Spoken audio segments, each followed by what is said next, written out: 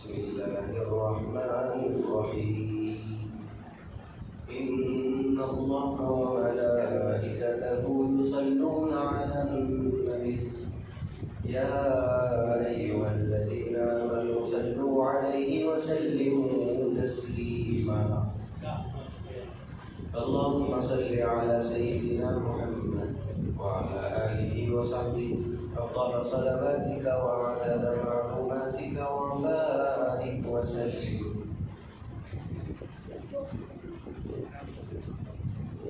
بزرگان ملت، برادران عزیز، اللہ سبحانہ و تعالیٰ کا احسان عظیم ہے کہ اس نے ہمیں حضور اکرم نور مجسم رسول مکرم صلی اللہ علیہ وآلہ وصحبہ وسلم کی امت بابرکت میں پیدا فرمایا اور ہمیں اس پر فخر عظیم عنایت فرمایا.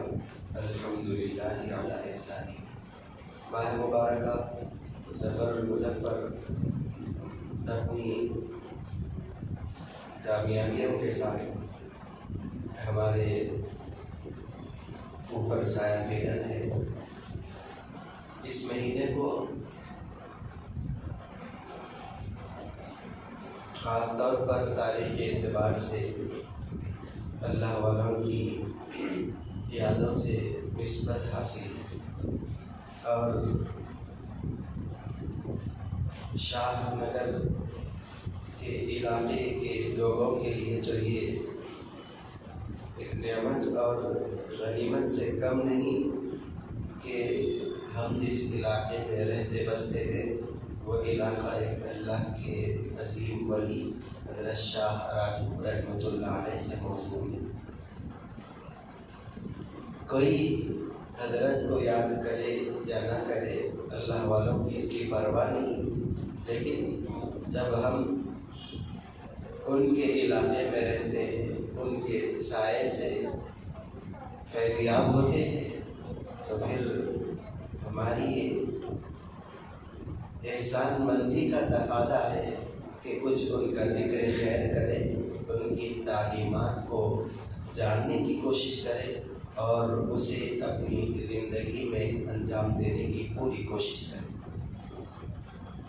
بزرگان دین کے تذکرے کے حوالے سے ایک بات یاد رکھیں کہ ایک تو ان کی عظمتوں کا تعلق ان کی ذات سے ہوتا ہے، اللہ کی بارگاہ میں ان کا جو بلند مقام ہے اس کا تعلق ہوتا ہے، اور دوسری چیز انہوں نے جس پیام کو حاصل کرتے ہوئے، جن کارناموں کو انجام دیتے ہوئے اللہ سبحانہ و تعالیٰ اور اس کے رسول صلی اللہ علیہ وسلم کے فرامین پر عمل کرتے ہوئے جو بلند مقام حاصل کیا ہے، ان احکام کو بھی ہم جاننے والے اور ان کے نقش قدم پر چل کر ہم بھی ان کے قدموں تک پہنچنے کا جذبہ پیدا کرنے والے بنے.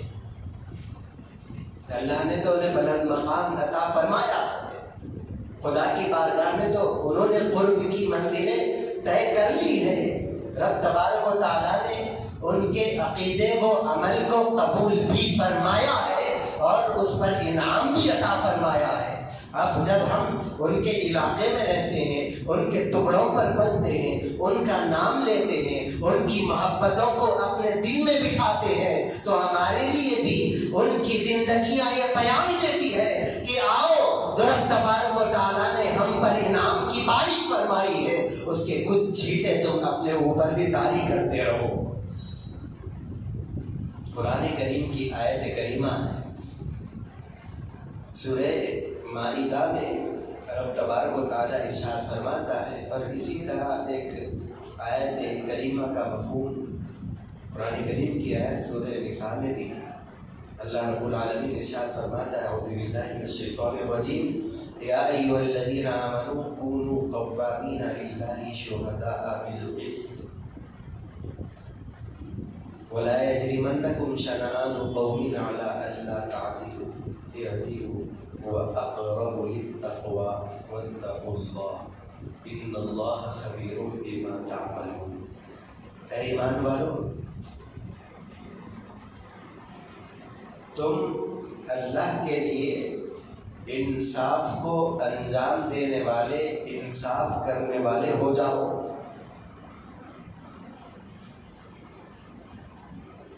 اور انصاف پسندی پر اپنے آپ کو گواہ بنانے والے ہو جاؤ۔ خبردار تم میں کا کوئی ہرگز اس بات کی جرت نہ کرے، تمہیں اس بات پر نہ ابھارے وہ چیز کہ جو برتاؤ، جو زیادتیاں ایک قوم کی طرف سے تم پر کی گئی ہے، کس بات پر تمہیں قائم رہنے، کس بات پر عدل انصاف کرنے اور کس کی گواہی انجام دینے کا رب تبارک و تعالیٰ نے حکم فرمایا۔ ارشاد ہوا اعلیٰ اللہ تعدلوا، کہ تم انتقام کے جذبات میں اتنے ڈوب جاؤ کہ کہیں انصاف کا دامن تمہارے ہاتھوں سے چھوٹ نہیں پائے، کہیں انصاف کا دامن تمہارے ہاتھوں سے چھوٹ جائے۔ ہرگز تمہیں اس بات پر قوم کی زیادتیاں نہ ہو پائے۔ اعدلوا، ہر حال میں عدل کے دامن کو تم تھامے رکھو۔ آخر خاص طور پر اس حوالے سے جو بتایا گیا ہے اس کی وجہ کیا ہے؟ رب تبارک و تعالیٰ خود اس عدل و انصاف کے دامن سے وابستہ رہنے کا انعام ارشاد فرما رہا ہے۔ وَأَقْرَبُ لِلتَّقْوَىٰ، کہ یہ جو عدل پر، انصاف پر قائم رہنے کی جو کیفیتیں ہیں، یہ کیفیتیں ایسی کیفیتیں ہیں کہ بندے کو پرہیزگاری کی زندگی عطا کرنے والی، اسے تقوی سے قریب کرنے والی ہے۔ یہ عدل و انصاف کا پیام بندے کو تقوی و طہارت اور پرہیزگاری کی زندگی سے سب سے زیادہ قریب تر ہے۔ وَاتَّقُوا اللَّهَ، اور تمہارے لیے حکم کیا ہے؟ یہی ہے کہ تم بھی تقوی اختیار کرنے والے ہو جاؤ۔ یاد رکھو، بے شک اللہ سبحانہ و تعالیٰ جو کچھ تم کر رہے ہو اس سے باخبر ہے۔ یہاں پر انصاف کا حکم دیا گیا اور انصاف کے راستے کو تقوی سے قریب راستہ بتایا گیا۔ تیسری بات، تقوی کا حکم دیا گیا۔ تو اس آیت کریمہ کی منظر کشی کو ہم اللہ والوں کی زندگی سے اور اپنے حالات سے جوڑتے چلیں تو یہ آیت کریمہ ہر قدم پر ہمیں یہ پیام دے رہی ہے کہ خبردار تجھ سے کوئی ایسا عمل ہونے نہ پائے کہ جس کی وجہ سے ناانصافی کسی کی ہو جائے۔ والد ہے تو اولاد کی تربیت میں کچھ غفلت ہوتی ہے تو یہ عدل کے خلاف عمل ہے۔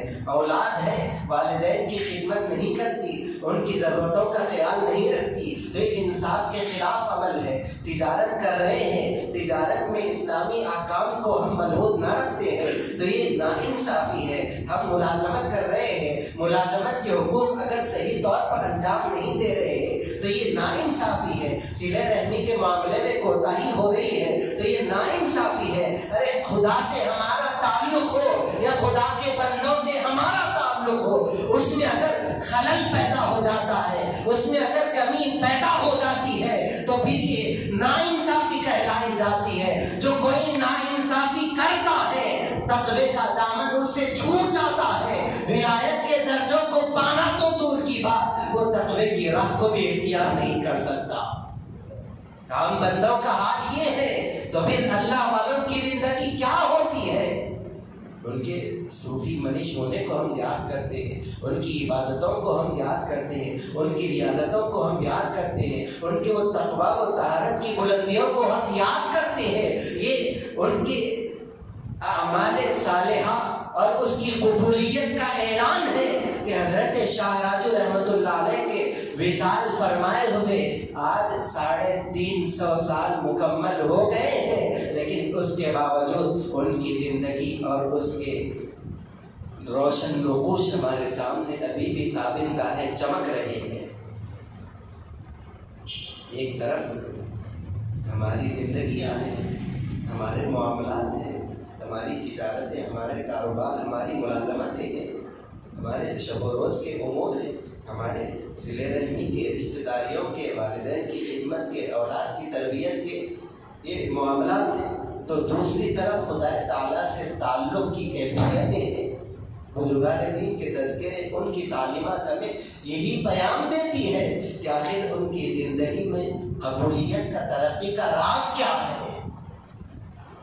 اگر ہم سے کوتاہی ہوتی ہے تو وہ ناانصافی قرار پاتی ہے۔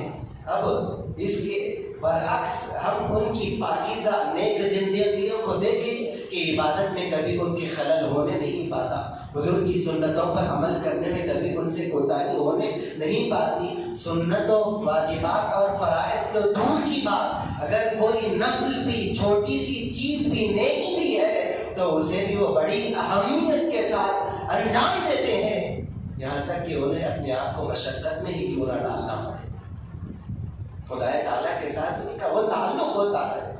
اب ظاہری امور جس میں ہمیں ان کی روشن زندگی سے روشنی حاصل کرنے کی ضرورت ہے، ان کی عبادتوں میں دیکھیں تو کوئی فرق نہیں آتا اور کوئی وہ ناانصافی کرنے والے نہیں۔ سنتوں پر عمل آوری کے حوالے سے دیکھیں تو ان کی سنتوں پر عمل کرنے میں کوئی خلل پیدا نہیں ہوتا، کبھی ان سے ناانصافی نہیں ہوتی۔ اب دنیا والوں کے ساتھ تعلقات کو ہم دیکھتے ہیں تو ان کے ساتھ تعلقات میں وہ ناانصافی نہیں کرتے۔ والدین کی خدمت کا معاملہ ہو یا اولاد کی تربیت کا معاملہ ہو، رشتہ داری کا معاملہ ہو یا ان کے ساتھ حسن سلوک کا معاملہ ہو، ارے ان کی بارگاہ میں آنے والا غلام بھی ہو یا بادشاہ بھی ہو تو یکساں سلوک کا حقدار ہوا کرتا ہے۔ بادشاہ کو دیکھ کر کوئی نرمی کو اختیار نہیں کرتے، غلام کو دیکھ کر کوئی وہ غفلت اختیار نہیں کرتے۔ عدل کا، انصاف کا معاملہ تو سبھی کرتے ہیں، حکم تو سب کے لیے ہے۔ ارے اللہ والوں کی زندگیاں وہ بلند و بالا زندگیاں ہوتی ہے کہ انصاف سے ایک قدم آگے بڑھ کر احسان کی منزل پر وہ قائم رہتے ہیں، سب کے ساتھ انصاف کرتے ہیں، تو وہ اللہ والے انصاف سے آگے بڑھ کر احسان کر جاتے ہیں۔ حضرت کا واقعہ ہم نے بارہا سنا کہ عبداللہ قطب شاہ وقت کا بادشاہ ہے، ساری تمکنت اس کے ہاتھ میں ہے، لشکر و سپاہ اس کے ہاتھ میں ہے، تخت و تاج اس کے ہاتھ میں ہے، حضرت کی خدمت میں آ رہا ہے تو ایک اللہ والے کے پاس اپنے آپ کو پیش کرنے کے لیے آ رہا ہے، ان کی تابع داری کے لیے آ رہا ہے۔ حضرت کی نگاہیں دیکھتی ہے کہ بادشاہ آ رہا ہے، ارے بادشاہ کو تو اس کے اعزاز کے مطابق حضرت نے نوازنا تھا، نواز دیا، یہ انصاف کی شان ہے، لیکن اس سے آگے بڑھ کر ایک نظر حضرت ابو الحسن اپنی خدمت میں رہنے والے غلام پر آپ نے کیا ڈالی، انصاف کے آگے منزل پر پہنچاتے ہوئے احسان ایسا فرمایا کہ زندگی میں حضرت ابو الحسن تاناشاہ حضرت کے جو غلام تھے، نہ ان کے فہم و خیال میں تھا، نہ کوئی اور سمجھتا تھا حضرت کی جوتیاں سیدھی کرنے والا غلام بھی کبھی بادشاہ بن سکتا تھا۔ انصاف کی منزل سے آگے بڑھ کر حضرت شاہ راجو علیہ الرحمن نے کیا کیا، احسان کا مظاہرہ فرمایا، ارے بادشاہ کو تو میں نے نوازا ہے، اب فقیر کو، غلام کو نوازتا ہوں، خدمت گزار کو نوازتا ہوں، تو اس طور پر کہ اسے بھی بادشاہ کے تخت پر بٹھا دیا کرتا ہوں۔ اعدلوا هو اقرب للتقوى، قرآن کا حکم ہمارے لیے عدل و انصاف کا ہے تو اس کے تقاضے کچھ اور ہیں، اللہ والوں نے ان تقاضوں کو سمجھا تو اور ہماری فہم و فکر خیال سے بہت بلند سمجھا، کیونکہ یہ انصاف کا معاملہ کیا ہے، اقرب للتقوى، پرہیزگاری سے سب سے زیادہ قریب ہے۔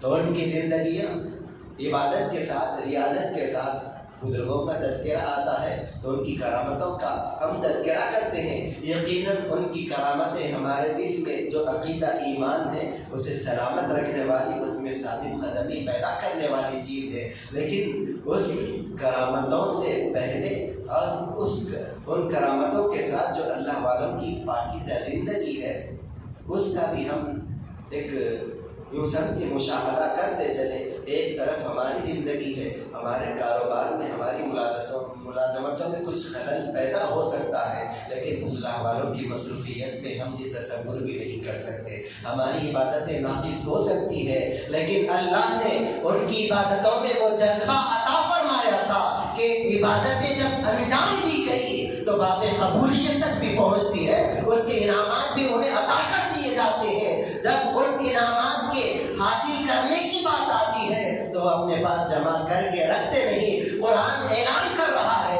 ان عبادت گزار بندوں کے حوالے سے، وَمِمَّا رَزَقْنَاهُمْ يُنْفِقُونَ. ارے نماز کی بات آتی ہے، نماز وہ ادا کرتے ہیں. زکوٰۃ کی بات آتی ہے، زکوٰۃ وہ ادا کرتے ہیں. اس سے آگے بڑھ کر یہ تو عدل کا معاملہ ہوا، جو حکم انہیں دیا گیا تھا اسے انہوں نے انجام دے دیا ہے. اب عدل سے آگے بڑھ کر احسان کی شان آتی ہے. ہم ان کے انعامات، ہمیں انہیں انعامات عطا فرماتے ہیں. انہوں نے عبادتیں کی ہے، ریاضتیں کی ہے، نمازیں ادا کی ہے، زکوٰۃ ادا کی ہے، صدقہ پیش کیا ہے، خیرات کی ہے، رب کو راضی کیا ہے، جس کے صلے میں انہیں انعامات عطا کر دیے گئے ہیں. عدل کی حد تک، انصاف کی حد تک تو انہوں نے بڑی معیاری زندگی گزاری ہے. عدل سے آگے بڑھ کر احسان کی بات آتی ہے. قرآن اعلان کر رہا ہے کہ جو نعمتیں ہم اللہ والوں کو عطا کرتے ہیں، اللہ والے ان نعمتوں کو اپنے آنے والوں کے پاس عطا کر دیتے ہیں، اپنی خدمت میں حاضر ہونے والوں کو سرفراز کر دیتے ہیں.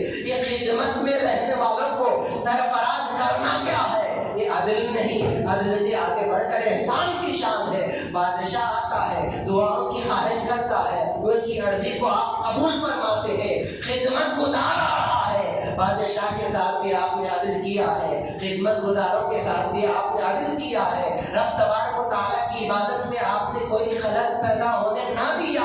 جب بات آتی ہے خدا کے بندوں کی جن سے فیضیاب ہونے کی اور رب تبارک و تعالیٰ کی بارگاہ سے انہیں جوڑنے کی، تو انہوں نے بھی کبھی اس سلسلے میں ناانصافی نہ کی. خدا کے بندوں کو خدا سے جوڑا تو ہے ہی ہے، لیکن زندگی وہ گزار رہے ہیں تو زندگی میں ان کی ترقیاں انہوں نے عطا فرما دی. غلام ہے، خادم ہے، خدمت میں رہنے والے، نالائق بردار ہے. احسان ایسا کیا کہ اپنی خدمت میں رہنے والے کو بادشاہی کے منصب تک پہنچا دیا. حضرت شاہ راجو علیہ رحمۃ اللہ رضوان، حضرت کے علاقے میں ہم رہتے ہیں، حضرت کا تذکرہ ہم کر رہے ہیں. تو جیسے کہ میں نے ابتداء میں عرض کیا کہ ایک ان کی بلند و بالا تقوی والی پرہیزگاری کی عظیم زندگی ہے، اور اس زندگی کا پیام یہ ہے کہ ان کی زندگی میں کبھی ناانصافی کا کوئی پہلو نہ رہا. آج ہم اپنی زندگی گزارتے رہیں تو اپنے اندر سے بھی ناانصافی کا اور عدل سے ہٹ کر جو معاملہ ہوتا ہے وہ ظلم کا ہوتا ہے. ظلم کہتے کس کو ہے؟ جو چیز جس معیار کے مطابق انجام دینی چاہیے اس معیار سے ہٹ کر اسے کیا جائے. دو تین مثالیں جیسے کہ میں نے دی ہے والدین کی خدمت کی. والدین کی خدمت کا معیار کیا ہے؟ اس معیار سے ہٹ کر غفلت کے ساتھ ہم ان کے ساتھ برتاؤ کرتے ہیں تو یہ انصاف نہیں کہلائے. اولاد کی تربیت کے حوالے سے ہمیں جو تربیت کرنی چاہیے اس تربیت میں ہم کوتاہی کرتے ہیں تو یہ معیار ہماری کوتاہی کا انصاف نہیں کہلائے گا، بلکہ ظلم کے زمرے میں آئے گا. ہماری زبان کھلتی ہے، ہم کچھ کہتے ہیں تو کیا شریعت کے مطابق ہماری زبان کھلتی ہے؟ ہم کچھ کہتے ہیں تو کیا ہم خدا تعالیٰ کی جس شان سے عبادت کرنی چاہیے، خدا کی جس طرح عظمت بجا لانی چاہیے، کیا انجام دیتے ہیں؟ ایک مثال میں آپ کو عرض کرتا چلوں کہ بزرگان دین بیان فرماتے ہیں کہ جب کبھی ہمارے پاس کوئی مصیبت مشکل آ جاتی ہے، چاہے خواتین ہو یا مرد حضرات ہو، وہ اپنے صبر کو، جذبات کو قابو میں رکھنے نہ پاتے ہیں اور زبان سے خدا تعالیٰ کی قدرت سے ہٹ کر خدا تعالیٰ کی ذات پر ایمان میں شک پیدا کرنے والے الفاظ ہماری زبان سے نکل جاتے ہیں. بزرگان دین بیان فرماتے ہیں کہ دنیا میں سب سے بدترین اگر کوئی ہے تو شیطان ہے. خدا کی بارگاہ سے دھتکار دیا گیا، اسے جب دھتکار دیا گیا، جب اسے ہکال دیا گیا تو سب سے بڑھ کر اگر بدتمیزی کا کر سکتا تھا اگر کوئی تو وہ شیطان تھا، لیکن جب خدا کی بارگاہ میں رجوع ہونے کی بات آئی، خدا کی بارگاہ میں کچھ کہنے کی بات آئی، تو کہنے لگا فَبِعِزَّتِكَ لَأُغْوِيَنَّهُمْ أَجْمَعِينَ، وعدہ کر رہا ہے خدا کے بندوں کو بھٹکانے کا، لیکن کہہ رہا ہے کہ پروردگار تیری عزت و قوت اور جلال کی قسم، وہ شیطان کہ جس کے بارے میں کبھی کوئی توفیق کی خیر کی امید ہی نہیں، باوجود خدا کی بارگاہ سے مردود کر دیے جانے کے جرأت نہ کر سکا کہ خدا تعالیٰ کی کوئی بے ادبی کر سکے۔ اب ہم اپنی زبانوں کا اندازہ کریں کہ خدا تعالیٰ کی عزت و جلال اور قدرت کے حوالے سے ہم کتنی عظمت بیان کرتے ہیں اور کتنی غفلتیں ہم سے ہو جایا کرتی ہیں۔ اللہ والوں کی زندگیاں اس سے منزہ، مبرہ اور پاکیزہ ہوا کرتی ہے۔ زبان سے کوئی کلمہ خدا تعالیٰ کی عظمت و شان کے خلاف تو دور کی بات، ارے دنیا والوں کے ساتھ ان کے برتاؤ کے سلسلے میں ہم کبھی یقین نہیں کر سکتے کہ کسی کو انہوں نے ناحق ڈانٹا ہو، کسی پر زیادتی کی ہو، کسی کو انہوں نے ڈرایا ہو۔ حضرت بابا فرید علیہ رحمۃ اللہ رضوان، حضرت بندہ نواز رحمۃ اللہ علیہ کے حوالے سے آتا ہے، خواجہ دکن خواجہ بندہ نواز رحمۃ اللہ علیہ کیا نبی رائے حضرت کی خدمت میں آپ کے ایک عقیدت مند، آپ کے ایک وابستہ شخص نے کسی کے ساتھ کچھ سخت گفتگو کی اور دور دراز کی بات آ گئی، تو خواجہ دکن سرکار بندہ نواز رحمۃ اللہ علیہ ناراضگی کا اظہار فرمائے کہ کیسی گفتگو کی جا رہی ہے، کیا آپ کے ساتھ اس کے ساتھ اچھے برتاؤ کے ساتھ گفتگو نہیں کی جا سکتی؟ تو جواب میں حضرت کی خدمت معارضہ پیش کیا گیا کہ حضرت وہ اسی کا حقدار ہے، وہ مسلمان بھی نہیں ہے۔ جب یہ بات حضرت سرکار بندہ نواز رحمۃ اللہ علیہ نے سماعت فرمائی تو ارشاد فرمایا کیا وہ انسان بھی نہیں ہے؟ انسانیت کا بھی احترام تو ملحوظ نہیں رکھ سکتے؟ بزرگان دین کی خانقاہیں یہ پیام دینے والے آج لوگ صوفیزم سے دور ہٹتے جا رہے ہیں، لیکن وہ نہیں جانتے کہ صوفیزم کی روح کیا ہے، اس کی پاکیزگی کا معیار کیا ہے۔ اگر ہم حاصل کرتے ہوئے اسے عملی زندگی میں انجام دینے والے ہو جائیں تو پھر اللہ والوں کی زندگی کی جو روشنی ہے اللہ تعالیٰ اس کی برکت سے ہمارے گھروں کو بھی روشن کرنے والا۔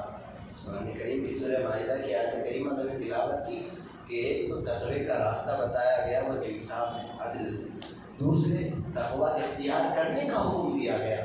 ایسے نہیں کہ حضرت شاہ راجو رحمۃ اللہ علیہ، حضرت خواجہ بندہ نواز رحمۃ اللہ علیہ، حضرت کے سلسلے کے حضرت اکبر حسینی رحمۃ اللہ علیہ، حضرت یوسفین، حضرت بابا شرف الدین سہروردی رحمۃ اللہ علیہ، آپ کے شیخ حضرت شہاب الدین سہروردی رحمۃ اللہ علیہ، خواجہ غریب نواز، حضرت شہنشاہ نقشبند سرکار غوث اعظم رضی اللہ عنہم اجمعین کون ہیں؟ بڑے بڑے اولیاء کرام تھے۔ کیا تقویٰ صرف انہی سے متعلق ہے؟ نہیں، بلکہ ان کی تعلیمات پر کوئی عمل کرتا ہے تو اللہ تعالیٰ وہی تقوی کے راستے پر اسے قائم کر دیتا۔ وہ جذبات ہم اپنے دلوں میں پیدا کریں، اللہ والوں سے محبت رکھتے ہیں، ان کے طریقے پر ہم چلنے کی بھی کوشش کریں، اللہ والوں کی بارگاہ میں حاضری ہم دیا کرتے ہیں تو ان پر ہونے والے جو انعامات ہیں اس کی خیرات کو اپنی جھولیوں میں بھی بھرنے کی کوشش کریں۔ کل سے عرس شریف کے مراسم اور علمی مجالس کا بھی آغاز ہونے جا رہا ہے۔ جلسہ انقلاب ہے، حضور کی بارگاہ میں ادینات کی پیشکشی کا خصوصی پروگرام ہے اور حالات حاضرہ کے حوالے سے ایک علمی مذاکرہ سیمینار مقرر کیا گیا، جس میں تصوف اور تعلیمات کے علاوہ بھی ہماری اپنی روزمرہ کی زندگی میں جو ضرورتیں ہیں، خاص طور پر کووڈ کے حوالے سے اس سلسلے میں تحقیقی مقالے اور ریسرچ پیپرز پیش کیے جائیں گے۔ اسی طرح جلسہ فیضان اولیاء کرام بھی منعقد ہونے والا ہے، تو میں خواہش کرتا ہوں کہ ان مراسم میں اور ان پروگرامز میں آپ حضرات ضرور شرکت فرمائیں، تعلیمات سے وابستہ ہوں، فیضان سے معلومات ہونے کی اور اپنی زندگیوں کو اولیاء کرام کی تعلیمات کا ایک خلاصہ بنانے کی کوشش کریں۔ اللہ سبحانہ و تعالیٰ ہم سب کو توفیق خیر عطا فرمائے، عزت کی زندگی ایمان کی مت عطا فرمائے، حضرت شاہ راجو علیہ رحمۃ اللہ کی فیوز و برکات سے ہم سب کو مالا مال فرمائے. ربنا تقبل منا الفاتحہ. الحمد للہ رب